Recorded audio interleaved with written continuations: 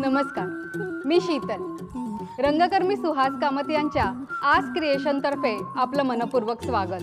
ए शांतमा, त्या महिला मला शांतमाला भेटायचं रुमाल त्याला माझ्या बायकोने वाट लावली. दारू सारखा पैसा खर्च केला. 5,000 रुपये त्याला 5,000 रुपये घेतले. कोण आहे तुम्ही? बाजू ओ, मला शांतमाला भेटायचं बाजूला. अहो, चांगल्या लोकांचा दरबार आहे. ए बघा, मला काय केलं ना, तुझा हातच कापून टाकेन ते. शांतम्मा, हा जादूचा गोल आहे. याच्यावरून अलगद हात फिरवायचा. हा जादूचा गोल आहे. जादूचा गोल आहे हो? होय, जादूचा. अगं, हात लावू नको त्याला, तुला शॉक बसेल अशाने.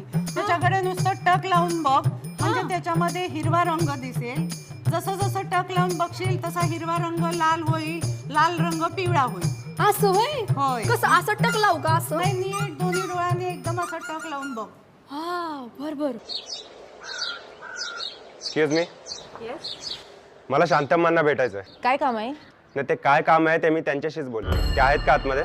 आज सभा चालू आहे, तुम्ही नंतर या. नाही, मला त्यांना भेटणं अर्जंट आहे. तुमचं नाव काय? माझं नाव काय, माझं काम काय, हे सगळं मी त्यांनाच सांगेन. ते आहेत का आतमध्ये? अच्छा, रुमाल घेऊन जा.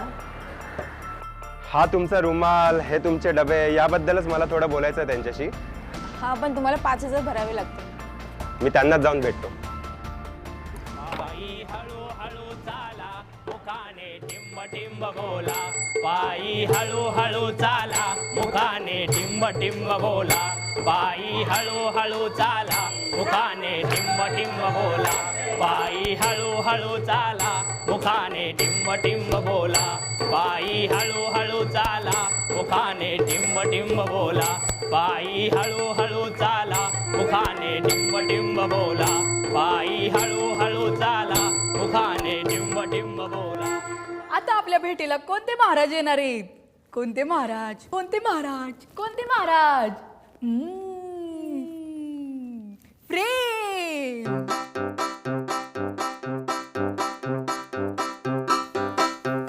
आजचे आपले महाराज आहेत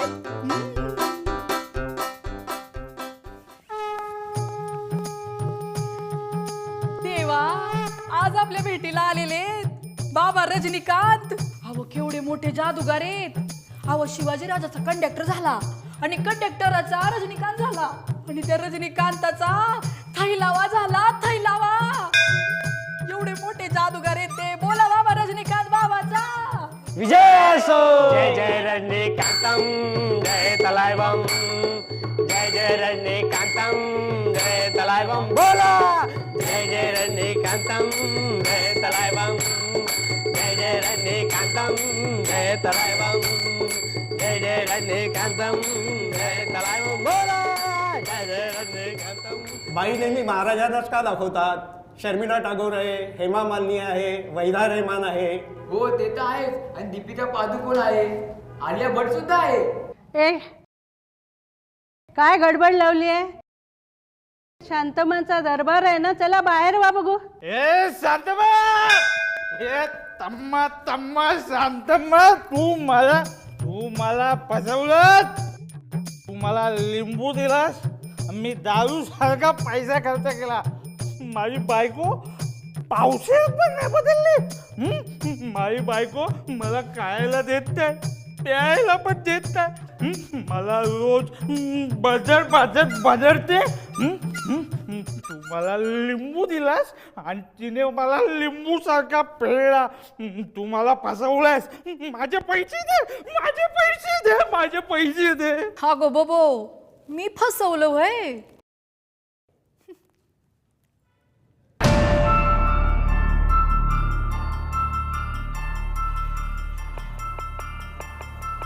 हा लिंबू घे, ते त्याला आणि हित घेऊन ये.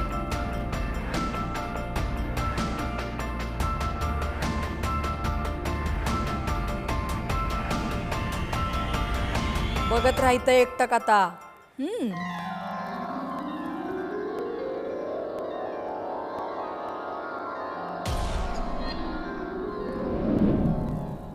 काय दिसलं? जा आता घरला, झाले तुझे सगळे प्रॉब्लेम सॉल्व. परत म्हणायचं नाही शांतम्मा फसवते म्हणून. हा निघाता.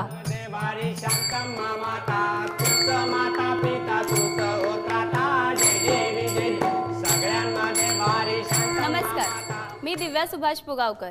शांतम्मा टिंबटिंब ही वेब सिरीज श्रद्धा, अंधश्रद्धा या विषयाशी संबंधित आहे हे आपल्या लक्षात आलंच असेल. आता याच विषयी मान्यवरांचे काय मत आहे हे आपण जाणून घेऊयात. नमस्कार, मी हेमंत साने. जेव्हा एखादी घटना आपल्याला समजत नाही कशी घडली, तो आपल्याला चमत्कार वाटतो. प्रत्येक चमत्काराचं जर आपण तार्किक विश्लेषण करायला गेलो तर आपल्याला कळतं की तो चमत्कार नसून काही निसर्ग नियमांनी बांधलेल्या घटनांची एक साखळी आहे. पण जेव्हा हे कळत नाही तेव्हा तो चमत्कार वाटतो आणि म्हणून आपली श्रद्धा बसते. जादूगाराच्या पाया पडत नाही. जादूगाराचा बाबा बुवा होताना कधी बघितला आहे का तुम्ही? कशामुळे नाही बघितलेला? कारण जादूगार तुम्हाला सांगून जादू दाखवतो. हातचलाखीचा वापर करून किंवा दृष्टीभ्रमाचा वापर करून तो आपल्या मेंदूला फसवतो आहे. पण हे सांगून करतो तो. बुवा आणि बाबा हे असं काही करत नाहीत. त्यामुळे आपल्याला तो चमत्कार वाटतो. समाजातील माता, बुवा, महाराज यांचे वाढते प्रस्थ याबद्दल आपल्याला काय वाटते? समाजात दृढ असलेल्या अंधश्रद्धेचा, व्यक्तिपूजेच्या मानसिकतेचा आणि माझे प्रश्न दुसऱ्या कोणीतरी सोडवावेत अशा मानसिकतेचा हेच लोक बाबा, बुवा, माता म्हणतात. त्यांना तुमच्या सुखदुःखांशी काही घेणं नसतं.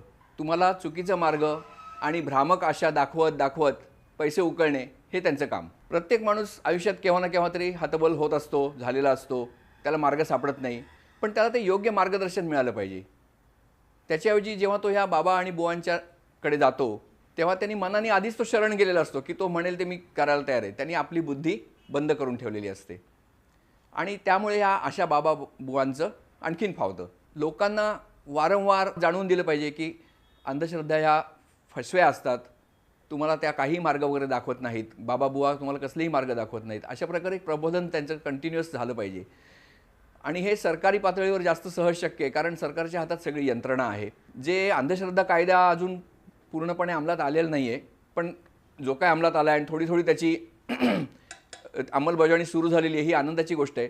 पण अधिक जोमाने अंमलबजावणी झाली पाहिजे आणि समाज प्रबोधन हाच खरा मुख्य मार्ग आहे. धन्यवाद सर. शांतम्मा टिंबटिंबचा प्रत्येक एपिसोड घेणार आहे आपल्या मनातल्या शंका कुशंकांचा वेध. तरी पुन्हा पुन्हा बघत राहा शांतम्मा टिंबटिंब. मित्र हो, आपले सुद्धा खूप खूप आभार. आमचा प्रत्येक एपिसोड पाहत राहा. जास्तीत जास्त मंडळींपर्यंत हे विचार जाऊ द्या. आणि हो, आमच्या चॅनलला जरूर सबस्क्राईब करा. धन्यवाद.